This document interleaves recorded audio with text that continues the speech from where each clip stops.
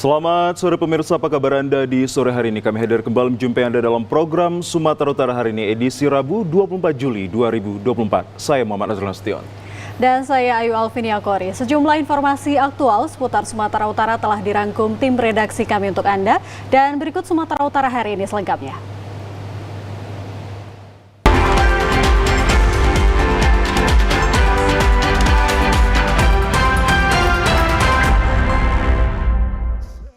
Pemirsa, di informasi yang pertama, Kejaksaan Tinggi Sumatera Utara menahan 3 tersangka terkait dugaan korupsi peningkatan ruas jalan Toba Samosir tahun 2021 yang mengakibatkan kerugian negara mencapai 5 miliar rupiah. Penahanan terhadap 3 tersangka menjadi bukti komitmen Kejaksaan Tinggi dalam memberantas korupsi. 3 tersangka tersebut atas nama BP selaku kuasa pengguna anggaran, mantan Kepala Dinas Bina Marga dan Bina Konstruksi Provinsi Sumatera Utara. Tersangka kedua yakni AJT selaku Direktur PT EPP dan tersangka ketiga RMS selaku kuasa pengguna anggaran UPTJJ Tarutung atau pejabat pembuat komitmen dalam kegiatan peningkatan kapasitas jalan provinsi. Koordinator Bidang Intelijen Kejaksaan Tinggi Sumatera Utara Yos A. Tarigan menjelaskan bahwa Dinas Bina Marga dan Bina Konstruksi Provinsi Sumut melaksanakan paket pekerjaan peningkatan kapasitas jalan provinsi ruas Parsoburan Batas Labuan Batu Utara Kabupaten Samosir dengan nilai pagu anggaran sekitar 26 miliar rupiah. Adapun dana pelaksanaan kegiatan tersebut bersumber dari APBD Provinsi Sumatera Utara tahun 2021. Teknik pelaksanaan pekerjaan dilakukan secara manual oleh pekerja lapangan PT EPP atau tidak sesuai dengan spesifikasi teknis. Berdasarkan temuan tersebut, diketahui kekurangan volume pekerjaan atau perbedaan antara volume pekerjaan di lapangan dengan yang tercantum dalam kontrak, sehingga menimbulkan kelebihan sekitar 5 miliar rupiah. Terhadap tersangka dilakukan penahanan selama 20 hari mulai 22 Juli sampai dengan 10 Agustus 2024 di Rumah Tahanan Negara Kelas 1 Tanjung Gusta Medan. Sementara tersangka RMS sedang menjalani hukuman dalam perkara lainnya. Yang panjang lainnya. Dapat kami jelaskan bahwa 3 tersangka itu inisial kami sebutkan ya namanya ya. Pertama inisial BP, yaitu selaku pengguna anggaran ataupun disebut PA yang juga merupakan mantan Kepala Dinas Pekerjaan Umum dan Penataan Ruang Provinsi Sumatera Utara. Kesemua ini berkaitan dengan dugaan tindak pidana korupsi kegiatan peningkatan kapasitas jalan Provinsi Sumatera Utara ruas Parsoburuan Batas Labuan Batu Utara Kabupaten Toba Samosir pada tahun 2021 dengan nilai pagu anggaran 26 miliar 820.160.000. Sementara itu terhadap ketiga tersangka dikenakan pasal 2 ayat 1 subsidiar, pasal 3 junto pasal 18 Undang-Undang Nomor 31 Tahun 99 dan Undang-Undang Nomor 20 Tahun 2001 terkait pemberantasan tindak pidana korupsi. Kita beralih ke informasi lain, pemirsa. Kebakaran hebat dini hari tadi meludeskan 1 unit bangunan rumah beserta warung yang berada di Jalan Tekukur, Kelurahan Aek Muara Pinang, Kecamatan Sibolga Selatan. 2 unit mobil pemadam diturunkan ke lokasi untuk memadamkan kobaran api. Meski tidak ada korban jiwa dari peristiwa kebakaran tersebut, namun kerugian yang dialami pemilik rumah bernama Roma Tiana Silalahi ditaksir mencapai puluhan juta rupiah. Bahkan ia dan keluarganya saat ini terpaksa mengungsi ke rumah kerabat yang lokasinya tidak jauh dari rumahnya. Sementara itu, dari keterangan sejumlah warga sekitar, kobaran api pertama kali muncul dari belakang warung korban dan kemudian kobaran api dengan begitu cepat merembet ke bangunan rumah yang terbuat dari papan. Warga sekitar lokasi sempat dibuat panik lantaran kobaran api semakin membesar dan membakar seluruh bangunan. Warga pun kemudian berupaya memadamkan kobaran api dengan peralatan seadanya. Selang beberapa waktu kemudian, 2 unit mobil pemadam kebakaran milik Pemkot Sibolga yang tiba di lokasi kebakaran langsung berupaya melakukan pemadaman dengan menyemprotkan air ke seluruh bangunan yang terbakar. Setelah berjibaku memadamkan kobaran api selama hampir 1 jam lamanya, akhirnya api yang membakar bangunan rumah dan warung tersebut berhasil dipadamkan petugas damkar Kota Sibolga dengan dibantu warga sekitar. Hingga kini pihak Polsek Sibolga Selatan masih menyelidiki penyebab pasti kebakaran tersebut. Untuk memudahkan penyelidikan, aparat kepolisian Polsek Sibolga Selatan kemudian memasang garis polisi di lokasi kejadian. Ya, pemirsa, petugas gabungan TNI Polri dan Satuan Polisi Pamong Praja Kota Medan menggelar razia operasi penyakit masyarakat di 2 tempat hiburan malam guna dapat menekan angka peredaran dan penggunaan narkoba. Petugas gabungan TNI Polri menyisir tempat hiburan malam di kawasan Jalan Es Parman dan Jalan Putri Merak Jingga, Kota Medan. Razia gabungan ini digelar guna menekan angka peredaran dan penggunaan narkoba di kawasan tempat hiburan malam yang kerap menjadi lokasi strategis peredaran barang haram tersebut. Seluruh pengunjung di 2 lokasi tersebut langsung dilakukan tes urin oleh petugas guna mengetahui apakah menggunakan narkoba ataupun tidak. Kabak Ops Polres Tabes Medan, Kompol Pardamian Hutahian mengatakan di Jalan Es Parman petugas mendapati seorang perempuan yang urinnya positif narkotika sehingga diboyong ke Mapolres Tabes Medan. Sedangkan di Jalan Putri Merak Jingga petugas tidak mendapati seorang pun yang mengunjung ataupun yang positif narkoba berdasarkan tes urin yang dilakukan. Petugas menyebutkan akan rutin menggelar razia gabungan di lokasi tempat hiburan malam guna menekan angka peredaran narkotika di Kota Medan. Pemirsa, Badan Perlindungan Pekerja Migran Indonesia BP2MI menyebut tren pekerja judi online yang dikirimkan ke Kamboja menyasar kalangan anak muda dan berpendidikan tinggi. Sebelumnya BP2MI menggagalkan pengiriman pekerja ilegal menggunakan 3 pesawat melalui Bandara Kuala Namu. BP2MI merekam detik-detik petugas melakukan penggerebekan terhadap pekerja ilegal di tempat perampungan sebelum diberangkatkan ke Kamboja. Dalam video tersebut terlihat petugas melakukan pemeriksaan dokumen kepada para calon pekerja migran diduga ilegal. Usai dilakukan pemeriksaan, para PMI ini dibawa ke kantor Badan Perlindungan Pekerja Migran Indonesia untuk dilakukan pemeriksaan. Kepala BP2MI Beni Ramdhani mengatakan sedikitnya ada ribuan pekerja migran ilegal yang sudah digagalkan mengirimkan menuju Kamboja. Beni menyebut kini tren pekerja yang dipekerjakan ke tempat judi di Kamboja menyasar kalangan anak muda bahkan dengan pendidikan yang tergolong tinggi. Beberapa waktu lalu Beni menyebut pihaknya sempat menggagalkan pengiriman pekerja ilegal yang menyewa 3 pesawat dari Bandara Kuala Namu. Untuk mencegah hal ini ada 4 langkah yang harus dilakukan, diantaranya sosialisasi yang masif, diseminasi informasi yang aktif, pencegahan yang progresif, dan penegakan hukum yang revolutif. BP2MI pun menyebut jika penegakan hukum hanya menyentuh calo dan bukan memburu bandar, maka permasalahan ini tidak akan selesai. Yang salah satu dia juga menjadi wilayah yang tidak sedikit anak-anak mereka kira bekerja, dan ini bisnis besar karena ya, mereka itu charter pesawat. BP2MI pernah menyetop di Medan ini 3 pesawat yang digunakan untuk mencarter keberangkatan ke Kamboja, dan sebetulnya kita sudah tahu ya siapa kontak dan aktor bisnis judi online di Kamboja, siapa kontak dan aktor scamming online di Kamboja, dan inisial namanya sudah kita berikan kepada Presiden langsung saat saya rapat terbatas. Seharusnya harus berangkat sebagai prosedur. Pemirsa, kami ajak Anda ke informasi lainnya. Puluhan pengendara sepeda motor terjaring razia pada operasi Patu Toba 2024 di Jalan Lintas Sumatera di pusat kota Penyambungan. Pelanggaran terbanyak ditemukan petugas karena tidak memakai helm dan tidak membawa surat kendaraan.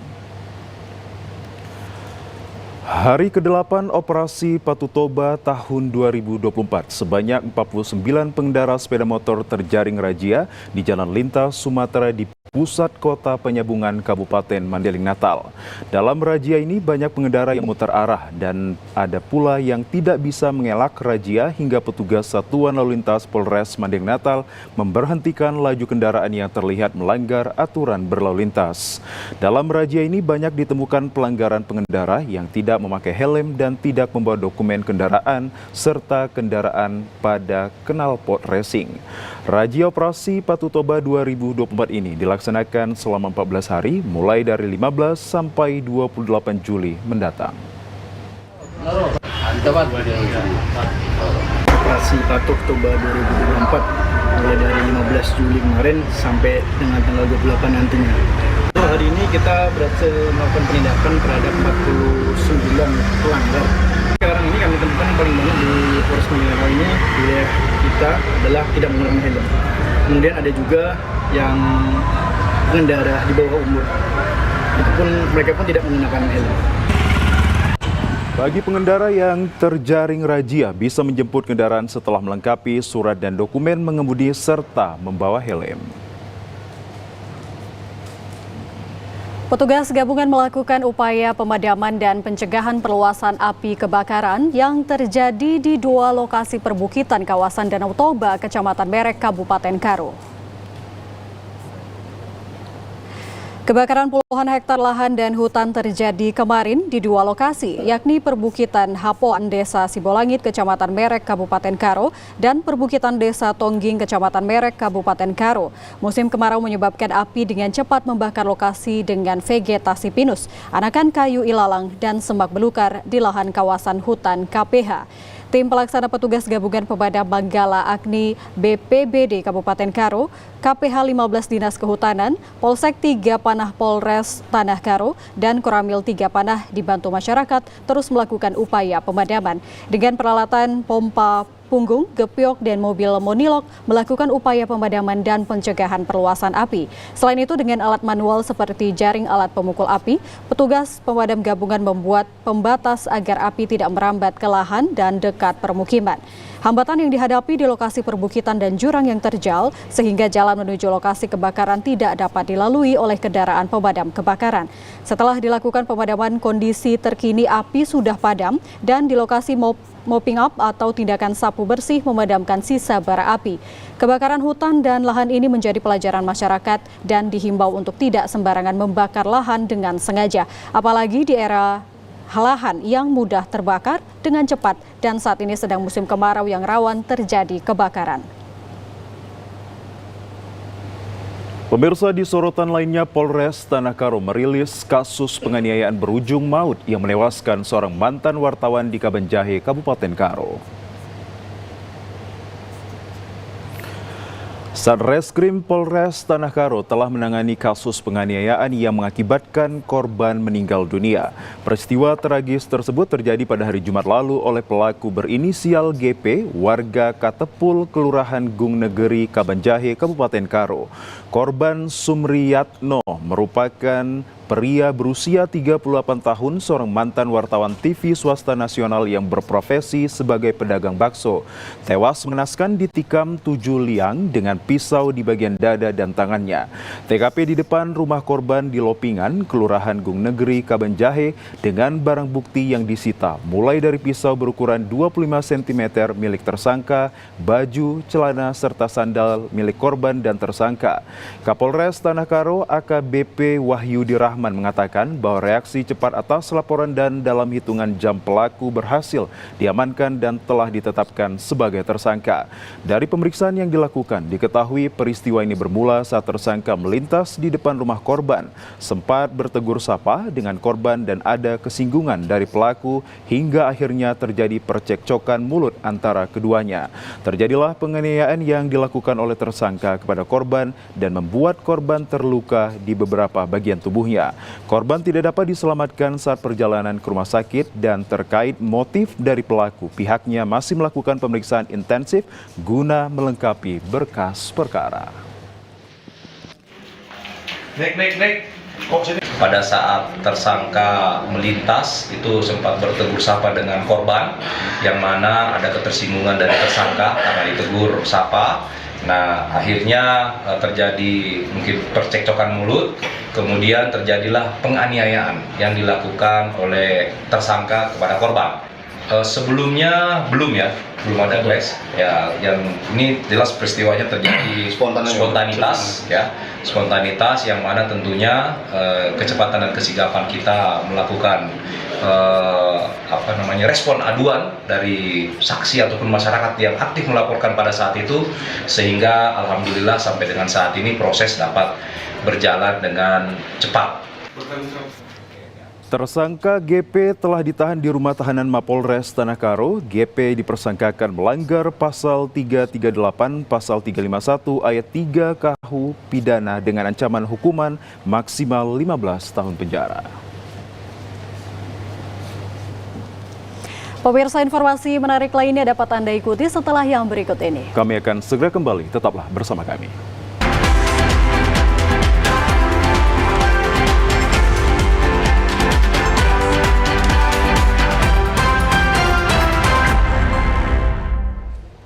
Pemirsa, penjabat Gubernur Sumatera Utara Agus Fatoni menerima hasil laporan kunjungan kerja DPRD Sumatera Utara ke 33 kabupaten kota se-Sumatera Utara di Gedung Paripurna DPRD Sumatera Utara di Medan kemarin. Fatoni akan menindaklanjuti rekomendasi berdasarkan skala prioritas laporan masing-masing dapil.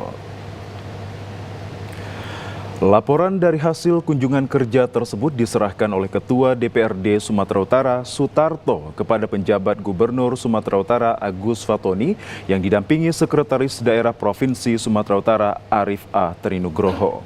Laporan hasil kunjungan kerja dibacakan oleh masing-masing juru bicara perwakilan tim dan menanggapi hal tersebut Fatoni memberikan sejumlah catatan dan masukan terkait apa yang dibutuhkan masyarakat. Hal tersebut ditindaklanjuti dengan mendasari skala prioritas rencana pembangunan jangka menengah daerah. Fatoni menyampaikan apresiasi kepada ketua dan anggota DPRD Sumatera Utara yang telah turun langsung ke lapangan melakukan kunjungan kerja bertemu dan menyerap aspirasi masyarakat. Ketua DPRD Sumatera Utara Sutarto mengatakan bahwa laporan hasil kunjungan kerja ini disampaikan setelah pimpinan dan anggota DPRD menjumpai konstituen di dapil masing-masing dan melaksanakan fungsi pengawasan. Diharapkan hasil kunjungan kerja ini dapat menjadi pertimbangan pemerintah Provinsi Sumut dalam menyusun program-program pembangunan untuk kesejahteraan masyarakat Sumatera Utara. Sementara itu, pemirsa, percepatan penanganan stunting, pejabat Gubernur Sumatera Utara Agus Fatoni launching gerakan serentak penanganan stunting se-Sumatera Utara. Pemerintah Provinsi Sumatera Utara melakukan pembahasan percepatan intervensi stunting di Aula Teguh Rizal Nurdin, Rumah Dinas Gubernur Sumatera Utara, Jalan Sudirman Medan kemarin. Hal tersebut disampaikan oleh penjabat Gubernur Sumatera Utara Agus Fatoni melalui pelaksana tugas Kepala Dinas Kesehatan Sumatera Utara Basarin Yunus saat pembahasan tersebut dilakukan bersama kepala daerah dan disaksikan penjabat Gubernur Sumatera Utara Agus Fatoni. Turut menghadiri kegiatan yakni para bupati dan wali kota serta kepala dinas kabupaten kota, kepala BKKBN kabupaten kota. Pejabat Gubernur Sumatera Utara Agus Fatoni menyampaikan arahan penting yang harus dilakukan oleh bupati dan wali kota dalam percepatan intervensi stunting. Percepatan intervensi stunting dilakukan berdasarkan penimbangan tercatat sekitar 23.000 masalah stunting di Sumatera Utara. Maka harus dilakukan percepatan intervensi stunting dalam kurun waktu beberapa bulan lagi menuju Oktober dengan target 14% bisa tercapai. Intervensi serentak ini akan dilakukan oleh tim percepatan penurunan stunting yang ditargetkan sampai ke desa, termasuk Posyandu yang melakukan penimbangan. Tim percepatan penurunan stunting akan melakukan penimbangan secara rutin. Nantinya jika selama 14 hari tidak ada perubahan, maka akan dilakukan pemeriksaan kesehatan. Sudah dilaksanakan di bulan Juni tanggal 10 yang lalu, dilakukan penimbangan, pengukuran, sudah dilaporkan sebanyak 99,96%, sehingga ada didapatkan sekitar 23.000 masalah stunting. Nah, ini menjadi prioritas kita untuk melakukan intervensi terhadap bagaimana nanti ini yang bisa kita lakukan intervensi untuk bisa meningkatkan berat badan dan tinggi badan.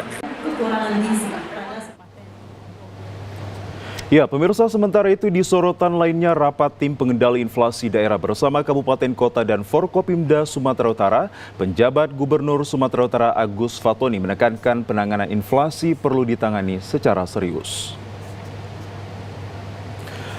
Penjabat Gubernur Sumatera Utara Agus Fatoni mengatakan bahwa penanganan inflasi perlu ditangani secara serius dikarenakan merupakan tanggung jawab bersama. Hal tersebut diungkapkannya dalam high level meeting di tim pendali inflasi daerah bersama keseluruhan kabupaten kota dan forum koordinasi pimpinan daerah Sumatera Utara di Aula Tengku Rizal Nurdin Rumah Dinas Gubernur Sumatera Utara, Jalan Sudirman, Medan kemarin. Pada kesempatan ini Fatoni mengajak seluruh masyarakat untuk bergotong royong dalam penanganan inflasi. Salah satu yang dilakukan untuk percepatan penanganan inflasi yakni dibutuhkan pembentukan sekretariat bersama, baik di tingkat provinsi maupun di kabupaten kota. Sekretariat ini sebagai tempat untuk berhimpun, berdiskusi, merumuskan langkah-langkah yang nyata serta konkret, sehingga semua langkah yang dilakukan terpadu, terukur, juga fokus. Dalam rangka penanganan inflasi ini akan ada beberapa gerakan serentak yang merupakan komitmen bersama untuk bisa menangani inflasi bersama-sama. Gerakan penanganan inflasi serentak dengan mengadakan gerakan pasar murah se-Sumatera Utara, seperti gerakan pasar murah yang dilaksanakan 3 kali dalam seminggu di provinsi, kabupaten kota se-Sumatera Utara yang bekerja sama dengan BUMN, BUMD, swasta, dan instansi terkait lainnya. Tadi kita juga sekaligus launching suatu gerakan untuk pengendalian inflasi, yaitu suatu gerakan serentak yang diberi nama Gerakan Pengendalian Inflasi Serentak se-Sumatera Utara. Baik itu pemerintah, BUMN, BUMD, instansi vertikal, swasta, dan elemen masyarakat untuk bisa menangani inflasi secara bersama-sama.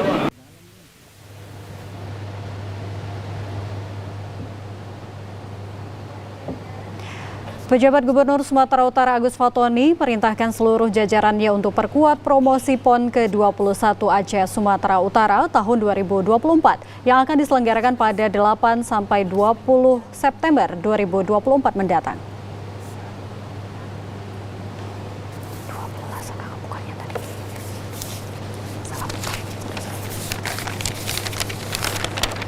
Penjabat Gubernur Sumatera Utara Agus Fatoni memerintahkan seluruh jajarannya agar terus memperkuat promosi terkait pelaksanaan PON ke-21 tahun 2024.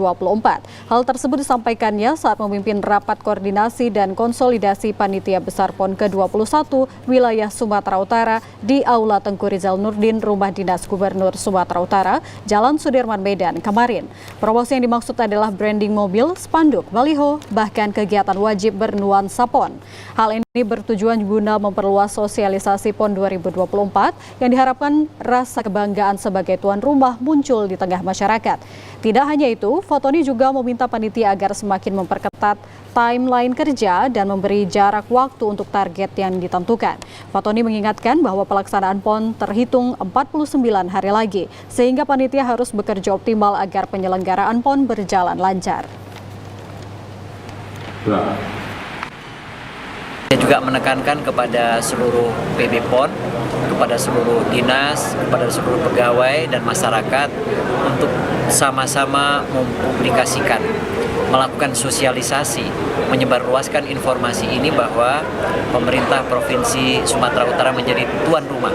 Sumatera Utara, masyarakatnya, pemerintahnya menjadi tuan rumah pelaksanaan PON yang ke-21. Dan oleh karena itu mari kita sambut bersama. Kita sambut pelaksanaan PON 21 tersebut ini dengan gembira dan kita bersama-sama. Dan saya minta kepada kepala dinas, pegawai untuk mulai menempel-nempel di kendaraannya, di mobilnya, kemudian pasang stiker, pasang spanduk untuk rame-rame bersama menyambut pelaksanaan PON ke-21 di Sumatera Utara. Pemirsa, kita beralih ke informasi lainnya. Dalam rangka Hari Ulang Tahun Kabupaten Labuhan Batu Selatan ke-16, Dewan Perwakilan Rakyat Daerah Labusel menggelar sidang paripurna istimewa yang dihadiri Kepala Dinas PUPR Provinsi sebagai perwakilan Gubernur Sumatera Utara.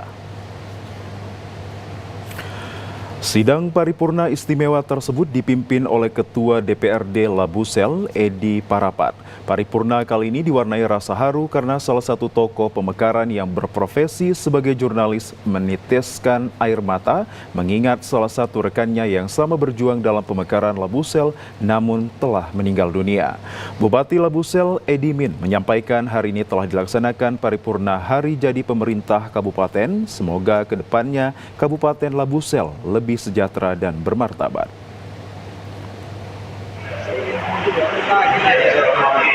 Kami telah melaksanakan paripurna kali. Insya Allah setelah di hari jadi tempat kita paripurnakan, semoga Labuan Batu Selatan ke depan sejahtera dan bermartabat. Sementara itu, tokoh pemekaran Mirwan Hasibuan berharap Labusel lebih maju sekaligus dapat melanjutkan cita-cita dari pejuang pemekaran, yakni mengutamakan putra-putra daerah di segalanya. Acara paripurna ditutup dengan pemberian trofi dan piagam penghargaan kepada kecamatan terbaik. Dalam rangka HUT Kabupaten Labuhan Batu Selatan ke-16, Dewan Perwakilan Rakyat Daerah Labusel menggelar sidang paripurna istimewa. Sidang istimewa ini diikuti tokoh-tokoh pemekaran Labusel dan perwakilan pemerintahan Kabupaten Rokan Hilir Provinsi Riau. Digelar di ruang sidang DPRD Jalan Lintas Sosopan Kecamatan Kota Pinang, Labuhan Batu Selatan kemarin. Sidang paripurna istimewa dipimpin Ketua DPRD Labuhan Batu Selatan, Edi Parapat, setelah mendengarkan kata sambutan dari Bupati dan Pelaksana Tugas Gubernur Sumatera Utara. Ketua DPRD Labusel, Edi Parapat, melakukan pemotongan nasi tumpeng dan memberikan sulangan kepada tokoh pemekaran Bupati, Wakil Bupati, serta Forkopimda sebagai ucapan selamat.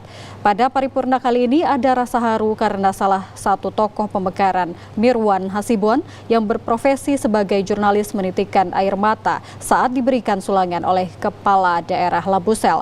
Mengingat salah satu rekannya yang sama berjuang dalam pemekaran Labusel sudah meninggal dunia. Ia berharap ke depan Kabupaten Labusel lebih maju meski saat ini masih jauh dari harapan. Namun pemerintah Labusel diharapkan dapat melanjutkan cita-cita dari pejuang pemekaran, yakni mengutamakan putra-putri di segala lini. Kami telah melaksanakan paripurna kali. Insya Allah setelah di hari jadi tempat kita paripurnakan, semoga Labuan Batu Selatan ke depan sejahtera dan bermartabat.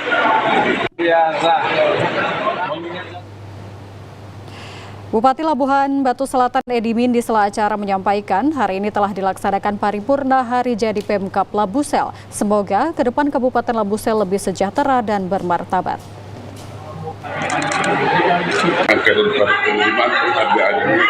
Saya sangat terharu. Di mana terharunya? Karena pada saat perjuangan saya yang diucapkan dengan almarhum menghabiskan apa yang diucapkannya ini saja untuk Labuhan Batu Selatan ini sama sekali sejauh dari harapan. Semoga pemerintah ke depan, pemerintahan sekarang dapat melanjutkan apa cita-cita daripada para pejuang-pejuang, termasuk untuk mengutamakan putra-putra daerah yang akan bekerja di Ya, pemirsa, tahukah Anda bahwa setiap pada tanggal 24 Juli diperingati sebagai Hari Kebaya Nasional? Hal tersebut merupakan salah satu peringatan penting nasional untuk meningkatkan kesadaran masyarakat terhadap kebaya sebagai pakaian tradisional Indonesia. Kebaya merupakan busana tradisional yang telah melekat dengan perempuan Indonesia dan juga sebagai identitas bangsa. Bahkan bisa dikatakan hampir semua perempuan di Indonesia pernah mengenakan kebaya dalam berbagai acara dan juga suasana. Lazimnya kebaya merupakan busana perempuan Indonesia dengan bahan, model, warna, dan kualitas yang beragam yang dapat digunakan dengan rambut yang disanggul pula. Sebagai model baju, kebaya memiliki pakem antara antara lain kancing di depan, simetris kiri dan kanan, serta tangan menutup siku. Namun demikian tidak bisa dipungkiri banyaknya modifikasi kebaya dengan berbagai versi. Ada beberapa model kebaya yang saat ini dikenal masyarakat luas dan banyak dipakai oleh perempuan Indonesia tempo dulu, yakni kebaya Kartini, kebaya kutu baru dengan tambahan beef atau kutu baru, kebaya encim atau kebaya peranakan karena mendapatkan pengaruh dari perempuan peranakan Tionghoa, serta kebaya noni nyonya yang mendapatkan pengaruh noni nyonya. Kebaya telah diakui sebagai warisan budaya milik Indonesia dan diakui oleh UNESCO pada tahun 2018 silam. Kebaya lebih dikenal secara global dan perempuan Indonesia bisa lebih bangga untuk mengenakan kebaya sebagai pakaian budaya bangsa. Pemirsa Sumatera Utara hari ini masih akan kembali tentunya setelah yang berikut ini. Tetaplah bersama kami akan segera kembali untuk Anda.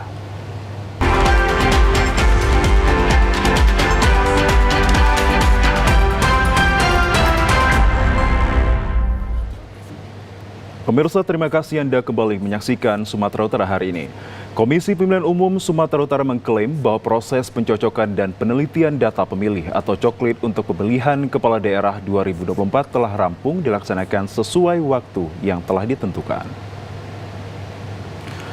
Proses pencocokan dan penelitian data pemilih atau coklit untuk pemilihan kepala daerah Sumut 2024 telah rampung 100%. Komisi Pemilihan Umum Sumatera Utara mengatakan dalam proses coklit petugas pemutakhiran data pemilih atau Pantarli yang melakukan coklit manual ke rumah-rumah warga tak mendapatkan kendala yang berarti. Sehingga saat ini Komisi Pemilihan Umum Kabupaten Kota hanya tinggal menginput data tersebut ke aplikasi e-coklit. Komisioner KPU Sumut Ferendianus Zoni Zebua mengatakan bahwa proses penginputan e-coklit kemarin hanya mengalami kendala di beberapa daerah yang jaringan internetnya kurang baik. Namun hingga Selasa kemarin hanya tinggal Kota Medan dan Deli Serdang yang masih dalam proses penginputan data dan diperkirakan akan rampung hari ini Rabu 24 Juli 2024 sesuai dengan tenggang waktu coklit menurut aturan KPU. Kita sudah 100% coklit semua, tapi kita masih belum bisa karena kita masih mesti pakai aplikasi e-coklit.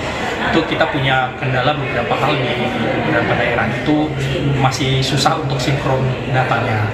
Terkait ini persoalan masalah jaringan internet sebenarnya, tapi kita upayakan semaksimal mungkin bahwa itu tanggal 24 itu pasti bisa selesai semua 100%. Sudah Sementara itu, setelah rampung melaksanakan coklit, KPU Sumatera Utara akan melanjutkan penyusunan daftar pemilih hasil perbaikan atau DPHP dan membuat daftar pemilih sementara yang prosesnya akan berlangsung hingga Agustus mendatang. KPU Sumut juga menghimbau kepada masyarakat yang merasa belum didata oleh petugas Pantarli agar segera melaporkan ke KPU Kabupaten Kota.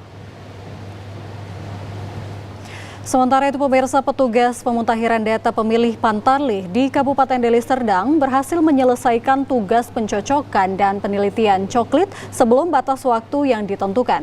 KPU mencatat proses coklit sudah rampung 100% 2 hari sebelum batas coklit. Sejumlah kecamatan di Deli Serdang juga sudah menyelesaikan coklit 100% walaupun logistik dan perlengkapan Pantarli mengalami keterlibatan. Panitia Pemilih Kecamatan Hamparan Perak Divisi Perencanaan dan Data, Adi Sutoyo, mengatakan coklit sudah 100% selesai dikerjakan oleh Pantarli. Jumlah pemilih di Kecamatan Hamparan Perak pada Pilkada bertambah dari pendataan pemilu kemarin. Jumlahnya 122.412 pemilih dan pada saat Pilkada ini bertambah menjadi 124.924 pemilih, sehingga jumlahnya bertambah 2.115 pemilih dari 20 desa yang ada di Kecamatan Hamparan Perak. Dengan sudah tercoklitnya seluruh desa ini, maka sebanyak 440 petugas Pantarli akan berakhir tugasnya pada 24 Juli sesuai dengan perjanjian kontraknya selama 30 hari.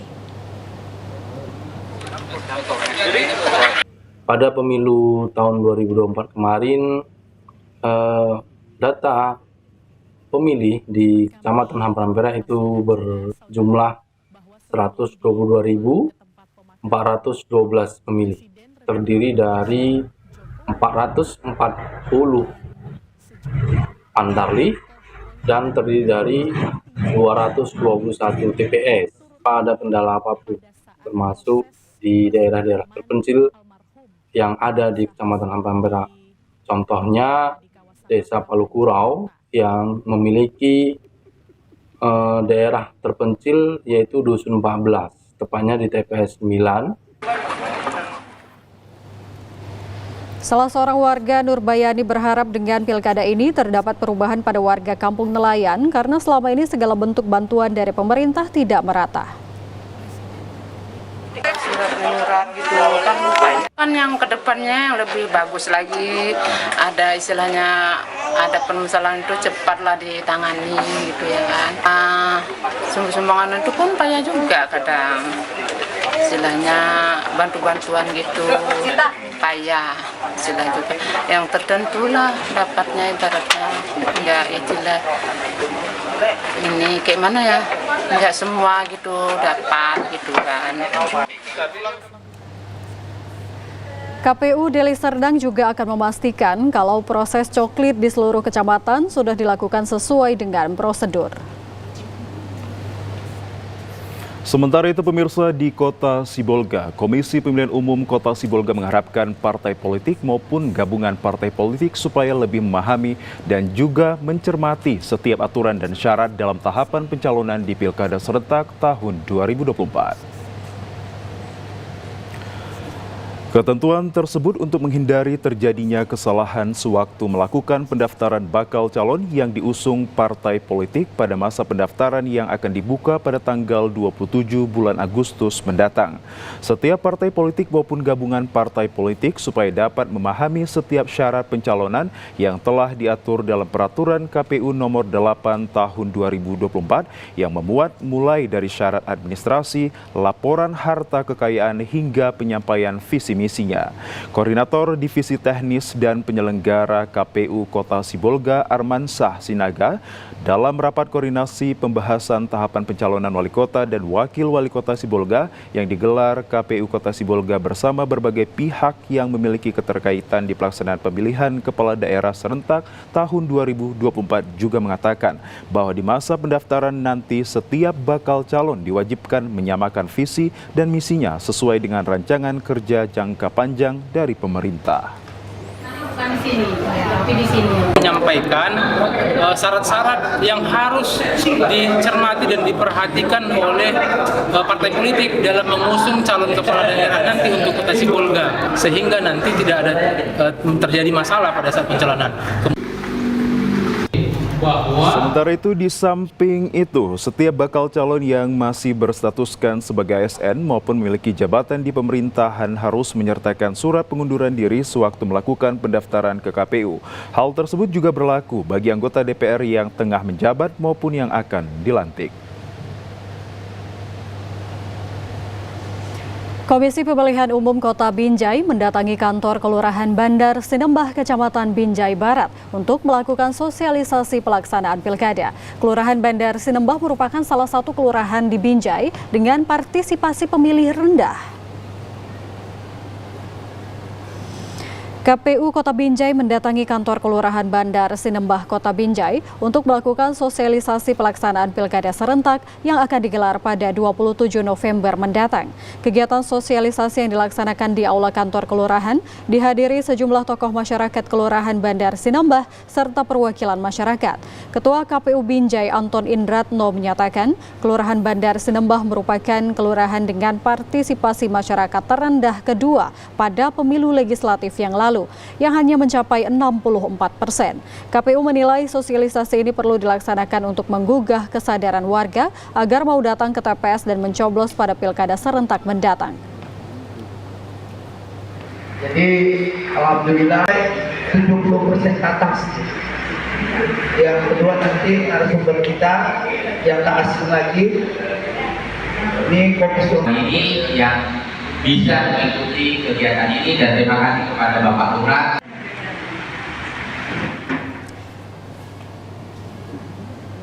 Sementara itu, Kepala Badan Kesbangpol Kota Binjai Ruslianto juga menghimbau warga masyarakat agar peduli dan aktif terlibat untuk mensukseskan Pilkada serentak, di antaranya dengan datang ke TPS dan ikut mencoblos pada 27 November mendatang.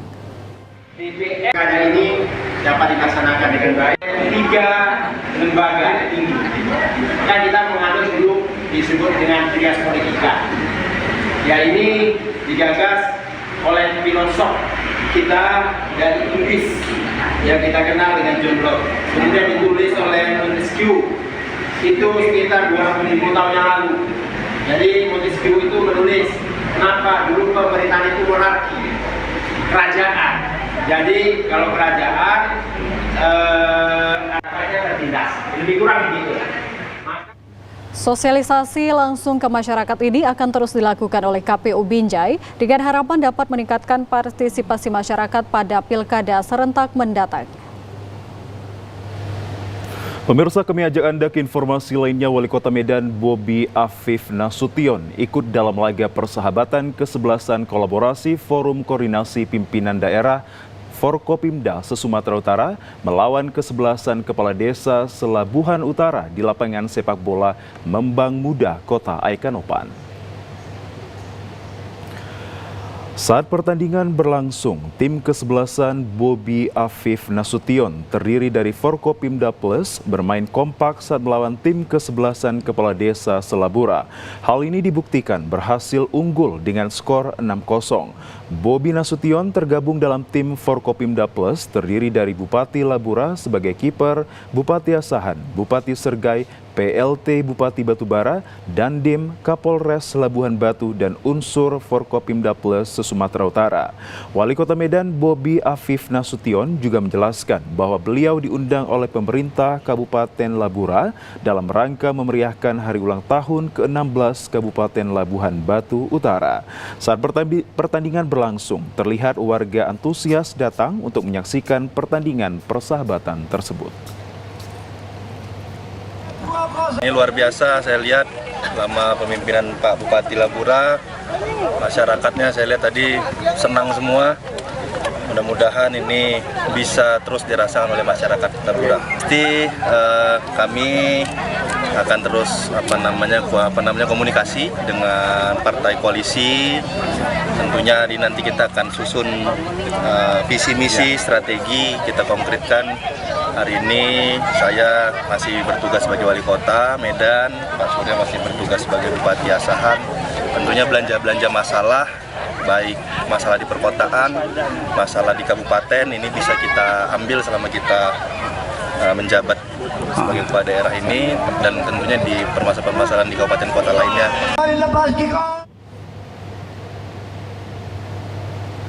Dalam memeriahkan Hari Bakti Adiaksa ke-64 tahun 2024, dilakukan berbagai kegiatan dalam mendukung program pemerintah menggelorakan semangat olahraga untuk mencari bakat muda di bidang olahraga.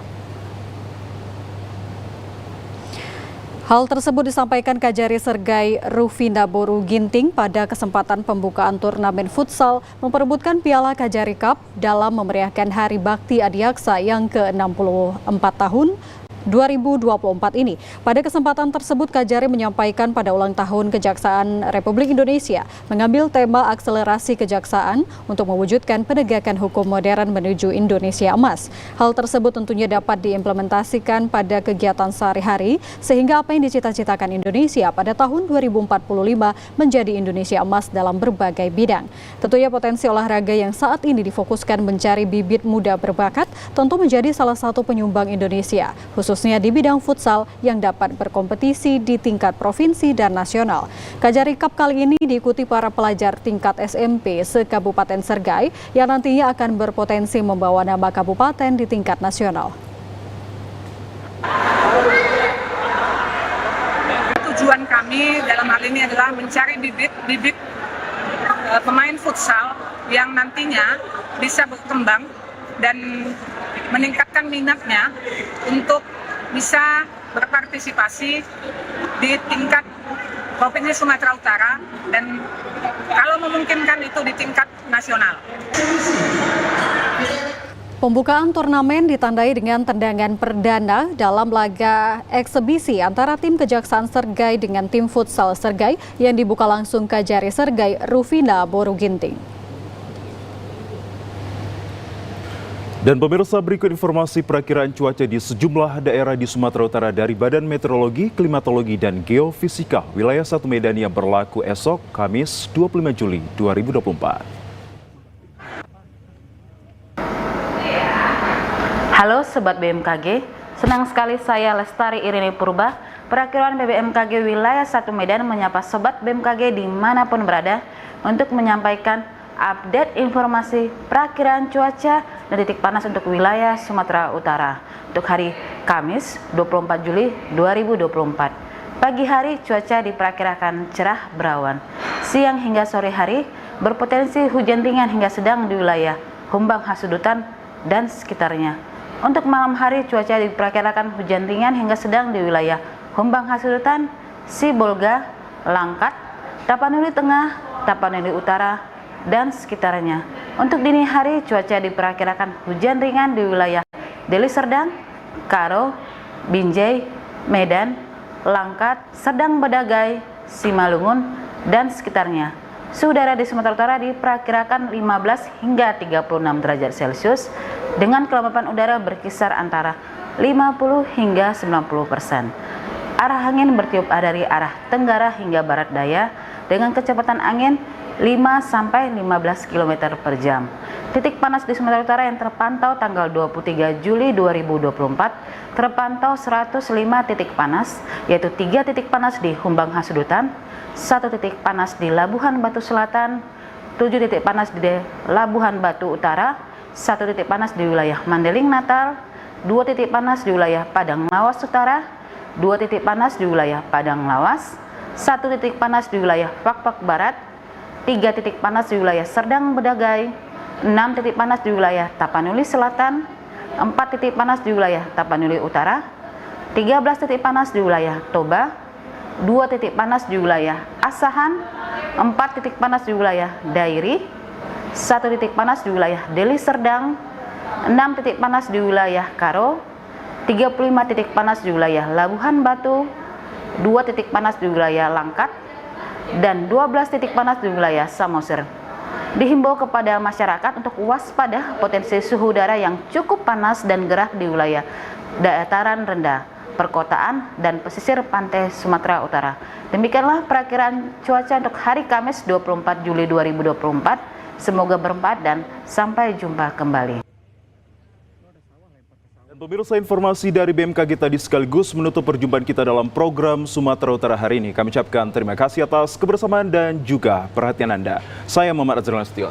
Dan saya Ayu Alvini Okori. Terima kasih, selamat sore dan sampai jumpa.